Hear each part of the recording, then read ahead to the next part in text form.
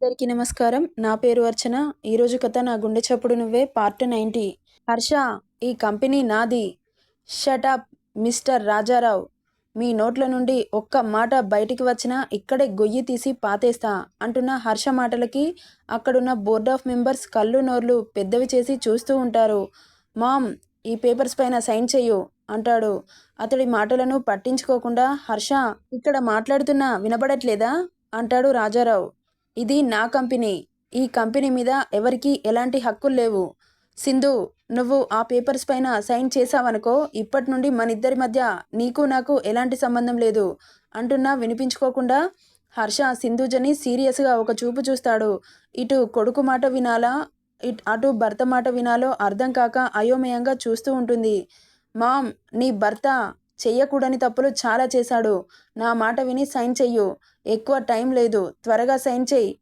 ఇది రిక్వెస్ట్ కాదు, ఆర్డర్ అని గద్దించగానే కొడుకు మాట్లాడుతున్న మాటలకు ఏమాత్రం అర్థం కావట్లేదు. మార్చి మార్చి చూస్తూ ఉంటుంది ఇద్దరిని. మామ్, సైన్ చెయ్యు అని వాయిస్లో బేస్ పెంచగానే కొడుకు కోపానికి భయపడి సైన్ చేస్తుంది. రాజారావుకి కోపం వచ్చి సింధుజని కొట్టడానికి వస్తుండగా ఆగు అంటాడు. హర్ష తల తిప్పి బోర్డు మెంబర్స్ని చూసి meeting is over, all of you go అనగానే అతడి బేస్ వాయిస్కి సెకండ్లో అందరూ మాయమైపోతారు. హర్ష సెకండ్లో తండ్రి దగ్గరికి వచ్చి, ఏంటి మా మామ్ మీద చెయ్యి వెయ్యాలి అనుకుంటున్నావా? వేసి చూడు అనగానే కోపంగా సింధుజని కొట్టడానికి చెయ్యి ఎత్తగానే ఆ చేతిని మలిచి వెనకకు తిప్పుతాడు. నొప్పికి ఆ అంటాడు. హర్ష అంటుంది సింధుజ, మామ్, నేను ఆయన గారితో తేల్చుకోవాల్సిన కొన్ని లెక్కలున్నాయి. నువ్వు కాస్త సైలెంట్గా ఉండు. అదేంట్రా, తండ్రితో మాట్లాడే మాటలేనా అని తండ్రి మీదే చేయి చేసుకుంటావా? ఇదేనా నువ్వు నేర్చుకున్న సంస్కారం అనగానే పెళ్ళాం పిల్లల్ని ఇంట్లో పెట్టుకొని లండన్లో సెకండ్ సెటప్ని మెయింటైన్ చేస్తున్న మనిషితో నాకు ఇంతకంటే మర్యాదగా మాట్లాడటం రాదు అన్న నెక్స్ట్ సెకండ్ సింధుజ ఏం వినిందో అర్థం కాక అయోమయంగా చూస్తూ ఏంటి అంటుంది షాక్తో కళ్ళు పెద్దవి చేసి. నీకు ఇంకో విషయం చెప్పనామా? ఈయన గారు నా మీద మర్డర్ అటెంప్ట్ చేయించాడు. అంజలి ఫ్యామిలీని బ్లాక్మెయిల్ చేయించాడు. నిన్ను చంపాలని చూశాడు. ఇలాంటి మనిషిని ఏం చేయమంటావో నువ్వే చెప్పు అంటున్న సింధుజకి షాక్ల మీద షాక్లు తగిలి కళ్ళు తిరిగినట్లు అయి కింద పడబోతుండగా పట్టుకుంటాడు హర్ష. ఆమెను మెల్లగా కుర్చీలో కూర్చోబెట్టి ముఖం మీద కొన్ని నీళ్లు చల్లి, మామ్, కంట్రోల్ యువర్ సెల్ఫ్. నువ్వు ఇలా అయిపోతావని ఇన్ని రోజులు చెప్పలేదు. నాకు ఈ విషయం ఎప్పుడో తెలుసు. ఈ విషయాలన్నీ తెలిస్తే నువ్వు ఏమైపోతావోనని చెప్పాలంటే భయమేసింది. నువ్వు ఈ మనిషి గురించి ఆలోచించాల్సిన అవసరం లేదు. నువ్వు ఎలాంటి టెన్షన్ పెట్టుకోకు. నీకు నేనున్నాను. ఎవరి దయాదాక్షిణ్యాల మీద బ్రతకాల్సిన అవసరం లేదు నీకు. నువ్వు ఇప్పుడు కొన్ని కోట్లకి యజమానివి. అందుకే ఈ ఆస్తులన్నీ నీ పేరు మీద ట్రాన్స్ఫర్ చేయించాను. ఎవ్వడు వచ్చినా ఏం పీకలేడు. హర్ష, అవి నా ప్రాపర్టీస్. నా ప్రాపర్టీని వేరే వాళ్ళ పేరు మీద రిజిస్ట్రేషన్ చేయించాల్సిన హక్కు ఎవరిచ్చారు? షటప్. మీరు సంపాదించిన ఆస్తి మొత్తం మీ సెకండ్ సెటప్కి ఆల్రెడీ ఇచ్చేశారు. ఇది నా ప్రాపర్టీ. ఇందులో చిల్లి గవ్వ కూడా మీది కాదు. అయినా ఆల్రెడీ రిజిస్టర్ అయిన తర్వాత వచ్చి ఏం చేద్దాం అనుకుంటున్నావు? ఇక్కడ నుండి వెళ్ళిపో, మా ఇంట్లో నుండి, మా జీవితాల నుండి అనగాని నేను కష్టపడి కట్టుకున్న ఇల్లురా అది. ఎలా వెళ్తాను? మీరే నా ఇంట్లో నుండి వెళ్ళిపోండి అంటున్న అతడి మాటలకి సింధుజ రాజారావు ముందుకొచ్చి, షటప్ మిస్టర్ రాజారావు, మీరు మాట్లాడే అర్హతని ఎప్పుడో పోగొట్టుకున్నారు. ఆ ఇల్లు మీదా? ఈ కంపెనీ మీదా? మరి నా 7 వారాల నగలు ఎక్కడా? నా పుట్టింటి వాళ్ళు నా పెళ్ళికి వరకట్నంగా నాకు పెట్టిన నగలు అవి. ఆ నగలు పెట్టి ఈ కంపెనీని స్టార్ట్ చేశారు. కంపెనీ లాభాల్లోకి వచ్చాక ఆ ఇల్లు కట్టారు. ఇప్పుడు చెప్పండి, ఈ కంపెనీ ఎవరిది? ఆ ఇల్లు ఎవరిది అనగానే ఆల్ రైట్, తల్లి కొడుకులు ఏకమయ్యారన్నమాట. ఇప్పుడు నేను ఇంట్లో నుండి వెళ్ళిపోవాలి, అంతే కదా అని ఒక చిటిక వేస్తాడు రాజారావు. లాయర్ లోపలికి వచ్చి ఆయన దగ్గర ఉన్న పేపర్స్ తీసి హర్ష చేతిలో పెడతాడు. ఆ ఇల్లు డాక్యుమెంట్స్ రాజారావు పేరు మీద ఉంటుంది.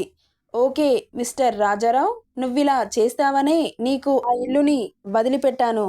ఎందుకో తెలుసా? ఈ కంపెనీ లాభాలతో ఆ ఇంటిని కట్టావు కనుక. ఆ ఇంట్లో ఉండటం నాకు కూడా ఏమాత్రం ఇష్టం లేదు. నువ్వు ఇంట్లో నుండి వెళ్ళమన్నా వెళ్ళమనకపోయినా మేమే శాశ్వతంగా ఆ ఇంటిని వదిలిపెడుతున్నాం. ఇక్కడి నుండి వెళ్ళు. ఈ కంపెనీ మీద నీ కన్ను కూడా పడటానికి వీల్లేదు. గెట్ లాస్ట్ అని గద్దించగానే మీరు ఎన్ని రోజులు ప్రశాంతంగా ఉంటారో నేను చూస్తాను అంటున్న నెక్స్ట్ సెకండ్ హర్ష రాజారావు ముందుకొచ్చి అతడి పీక పట్టుకొని పైకి లేపి, ఇప్పటి వరకు నీ నాటకాలు చూస్తూ ఊరుకున్నానని విర్రవీగుతున్నావా? గట్టిగా ఒక నొక్కు నొక్కాననుకో సెకండ్లో పోతుంది ప్రాణం. నీ కన్ను మా మీద పడిందనుకో నెక్స్ట్ మినిట్ నువ్వు ప్రాణాలతో బ్రతికుండవు. ఎంతైనా మా మామ్కి తాళి కట్టిన మొగుడివి కదా. ఊరుకుంటున్నాను. నీ ప్లేస్లో వేరేవాడు అయ్యుండుంటే పాడే పాడే ఎక్కి చాలాసేపు అవుతుండే. నాకు బీపీ పెంచకుండా ఇక్కడి నుండి వెళ్ళు అని విసిరి కొడతాడు. నేను చంపలేదు, సంతోషపడు. నీ కన్ను గాని నా ఫ్యామిలీ మీద పడిందో అక్కడే గొయ్యి తీసి పాతేస్తా అనగానే అక్కడి నుండి విసురుగా వెళ్ళిపోతాడు. వెళ్తున్న రాజారావుని సింధుజ మోసం చేశాడన్న కోపం, బాధ కలగలిపి ఏడుస్తూ అక్కడే కూలబడిపోతుంది. హర్ష సింధుజ దగ్గరికి వచ్చి, మామ్ ప్లీజ్ అలా ఏడవకు. ఆయనని ఏడిపించాలి కానీ నువ్వు ఎందుకు ఏడుస్తున్నావు? పద వెళ్దాం. ఇంత రాత్రి ఎక్కడికి నాన్న అడుగుతుంది. ఇంట్లో చెల్లి ఒక్కతే ఉంది అనగానే, నువ్వేం టెన్షన్ పడకు మామ్, నిత్య సేఫ్గానే ఉంది కిరణ్ దగ్గర అనగానే కాస్త ఊపిరి పీల్చుకుంటుంది సింధుజ. భర్త చేసిన మోసాన్ని తలుచుకుంటూ ఆమె బ్రెయిన్ అంతా మొద్దుబారిపోయింది. కొడుకు ఎటు తీసుకెళ్తే అటు వెళ్తుంది. తిరిగి ప్రశ్నించడం లేదు. హర్ష సింధుజని ఎక్కించుకొని ఒక దగ్గర ఆపుతాడు. ఆలోచనల్లో ఉన్న సింధుజ కొడుకు బైక్ ఆపగానే కాస్త తేరుకొని, ఏమైంది నాన్న, ఇక్కడికి ఎందుకు తీసుకొచ్చావు? మన ఇల్లు వచ్చేసింది మామ్, దిగు అంటాడు. ఎదురుగా ఉన్న ఇల్లుని చూసి కళ్ళు బైర్లు కమ్ముతున్నాయి. ఎందుకంటే ఇప్పుడున్న దానికంటే త్రిబుల్ ఉంటుంది ఆ ఇల్లు. అంజూస్ మాన్షన్ అని పెద్ద పెద్ద అక్షరాలతో ఉంటుంది. చూస్తున్న సింధుజ కళ్ళు నమ్మలేనట్లుగా ఉండడంతో కళ్ళు నలుపుకుంటూ చూస్తుంది. ఇంత పెద్ద ఇల్లు ఎప్పుడు తీసుకున్నావు నాన్న అనగానే ఏం సమాధానం చెప్పకుండా చిన్నగా నవ్వి కిరణ్కి కాల్ చేస్తాడు, నిత్యని తీసుకొని రమ్మని. మామ్ ఇంట్లోకి పద అంటూ తనని లోపలికి తీసుకుని వెళ్తాడు. ఇంటి చుట్టూ గార్డెన్, రకరకాల పూల మొక్కలతో రాత్రి కావడంతో సరిగా కనిపించడం లేదు. కానీ పూల నుండి వచ్చే అరోమా అప్పటి వరకు ఇరిటేటింగ్గా ఉన్న మైండ్స్ని ప్లెజెంట్గా చేస్తుంది.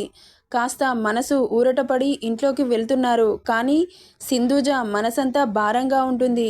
అంత త్వరగా భర్తని మర్చిపోవడం కష్టంగానే ఉంటుంది ఏ భార్యకైనా. కానీ అతను చేసిన మోసం గుర్తొస్తుంటే కళ్ళల్లో నుండి నీరు ఆగడం లేదు. కానీ కొడుకు చూస్తే బాధపడతాడు అని కష్టంగా ఆపుకుంటూ ఉంటుంది. తల్లిని అర్థం చేసుకున్న హర్ష తనని ఏం మాట్లాడించాలని అనుకోలేదు. ఒంటరిగా వదిలిపెడితే ఏడుస్తూ కూర్చుంటుంది అని అనుకుంటూ ఉండగా, నాన్న అంటుంది. ఏంటి మామ్ అని తల తిప్పి చూస్తాడు. అంజలి వాళ్ళు ఎక్కడికి వెళ్ళారు తెలిసిందా అడుగుతుంది. నువ్వేం టెన్షన్ పడకు మామ్, రేపటిలోగా వాళ్ళు ఇంట్లో ఉంటారు. నువ్వు తినేసి రెస్ట్ తీసుకో, నిత్య వస్తుంది. ఇద్దరు ఒకే రూమ్లో పడుకోండి. నేను బయటికి వెళ్తున్నాను, రిలాక్స్ అవ్వండి అనగానే, ఇంత రాత్రి ఎక్కడికి వెళ్తున్నావు నాన్న అడుగుతుంది. నీ కోడలు కావాలని అడిగావు కదా, నువ్వు లేచేసరికి ఇంట్లో ఉంటుంది అంటుండగా అప్పుడే కిరణ్, నిత్య ఇంట్లోకి వస్తారు. కొత్తిల్లుని చూస్తున్న నిత్య కళ్ళు పెద్దవి చేసి చూస్తూ ఉంది. మునుపెన్నడు చూడని న్యూ పాష్ ఇంటీరియర్ డిజైన్, డిఫరెంట్ కలర్స్తో ఇంద్రభవనం కంటే మించి ఉంది ఆ ఇల్లు. కిరణ్, మామ్ వాళ్ళని చూసుకో, నేను మార్నింగ్ వస్తాను. ఎక్కడికి రా అడుగుతాడు కిరణ్. మైండ్ దొబ్బిందా బే, మీ చెల్లి భయపడి పారిపోయింది కదా, దాన్ని తీసుకురావద్దు అనగానే, ఎక్కడికి వెళ్ళారో తెలుసా? అది పాతాళంలో ఉన్న దాన్ని కనిపెట్టడం నాకు చిటికలో పని. అవన్నీ నువ్వు ఏం ఆలోచించకుండా నా చెల్లిని మామ్ని చూసుకో. ఆ పెద్ద మనిషి గాని ఇటువైపు వచ్చాడనుకో, ఇదిగో గన్ను తీసి కాల్చి పారేసేయి. కేసు లేకుండా నేను చూసుకుంటాను. ఆయన గారి కన్ను ఈ ఇంటి మీద పడ్డానికి వీల్లేదు. వెళ్తుండగా, రేయ్ ఇంత రాత్రి అవసరమా అనగానే వెళ్తున్నవాడలా ఇటువైపు తిరిగి షార్పుగా ఓ చూపు చూసి, దాన్ని చూడక 24 అవర్స్ అవుతుంది బే అని స్టైల్గా ఇటువైపు తిరిగి కార్ కీస్ని తిప్పుతూ యాటిట్యూడ్గా బయట పార్క్ చేసిన సెల్లార్లో ఉన్న కార్ దగ్గరికి వచ్చి కార్లో కూర్చొని స్టార్ట్ చేసి ఫాస్ట్గా రోడ్ల మీద పరుగులు పెట్టిస్తాడు. బాబు, ఇక్కడ అంజు బేబీ 10 తిట్లు 20 కసులులతో మనసంతా భారంతో నిద్ర పట్టక నిషీధి రాత్రి ఆకాశంలోకి చూస్తూ ఆమె మనస్సు దోచిన ప్రియుడిని చుక్కల్లో ఎక్కడైనా కనబడతాడేమో అని వెతుక్కుంటూ ఉంటుంది. అలా వెతుక్కొని కళ్ళు అలసిపోవడంతో తెలియకుండానే నిద్రలోకి జారుకుంటుంది. ఇక నెక్స్ట్ డే మార్నింగ్ కోడి కూయకముందే లేచి బయట పడుకున్న అమ్మ చెల్లి తమ్ముణ్ణి లేపి లోపలికి వెళ్ళమని చెబుతుంది. ఎందుకు తల్లి, నువ్వు పడుకో, పని నేను చేస్తాను, నీకు ఆరోగ్యం పూర్తిగా నయం అవ్వలేదు కదా అనగానే, పర్వాలేదమ్మా, నాకు తగ్గిపోయింది, మీరు ఇంట్లోకి వెళ్ళండి, పొద్దుగూట్లో పడితే మళ్ళీ అత్త వచ్చి తిట్ల పురాణం స్టార్ట్ చేస్తుంది, వెళ్ళండి అని అనగానే కూతుర్ని చూస్తూ బాధపడుతూ ఇంట్లోకి వెళ్ళారు ముగ్గురు. అంజలి బయట కలాపి చల్లి ముగ్గు పెడుతుండగా పక్కన ఉన్న అమ్మలక్కలు అంజలిని చూసి దగ్గరికి వచ్చి, నువ్వు లక్ష్మి కూతురివి కదా, పుత్తడి బొమ్మలాగా ఎంత బాగున్నావు తల్లి, ఆమె బుగ్గ మీద చేయి పెట్టి నిమురుతూ అంటారు. మీ అమ్మమ్మ ఉన్నప్పుడే బాగుండేది, ఆమె ఎప్పుడైతే కాలం చేసిందా అప్పటి నుండి ఈ రాక్షసి కనీసం వాకిలి కూడా తొక్కనివ్వదు, మీ అమ్మని కూడా పుట్టింటికి దూరం చేసేసింది, వచ్చినప్పుడల్లా ఏదో ఒక నింద వేసి పంపించేది, అలా ఈవిడ గారితో విసిగిపోయి పాపం లక్ష్మి ఇటు రావడమే మానేసింది, మళ్ళీ ఇన్నాళ్లకు వచ్చింది, ఏం కష్టం వచ్చిందో అంటూ మాట్లాడుతూ ఉంటారు. వాళ్ళు మాట్లాడుతున్నారే కానీ అంజు మనసు మాత్రం ఎక్కడో ఉంది. మేము ఇక వస్తాం తల్లి, నువ్వు పని చేసుకో, మళ్ళీ ఆ రాక్షసి వచ్చిందంటే అరుస్తూ ఉంటుంది అని అక్కడి నుండి వెళ్ళిపోతారు. నెక్స్ట్ ఏం జరుగుతుందో నెక్స్ట్ పార్ట్లో చూద్దాం. ఈ స్టోరీ నచ్చితే లైక్ చేయండి, షేర్ చేయండి, సబ్స్క్రైబ్ చేసుకోండి friends. Thank you for listening. Story ఎలా ఉందో కామెంట్ చేయడం మాత్రం మర్చిపోకండి.